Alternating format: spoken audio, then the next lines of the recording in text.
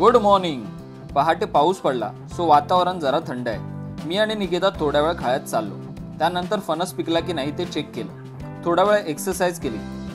नाश्त्यामध्ये आज रात्रीचं माशाचं कालवण आणि भाकरी होती। मंगेश चिरे घेऊन आला। वाड्यासमोर चिरे डंप केले। आजचा जेवणाचा मेनू होता शेवग्याच्या शेंगाचं कालवण आणि भात। मी आणि आई आता ओरसला हॉस्पिटलला चाललो आहोत। वाटेत ताईला पिकअप केलं। पप्पांच्या मावशीची तब्येत ठीक नाही आहे, सो तिला बघायला सिंधुदुर्ग हॉस्पिटलला आलो। मावशीला बघून आम्ही कणकवलीला ताईकडे आलो। वहिनी आणि कबीरला भेटलो। रवा केक आणि माझा पिऊन आम्ही घरी निघालो। येताना तिट्यावरून मातीचं मडकं घेतलं।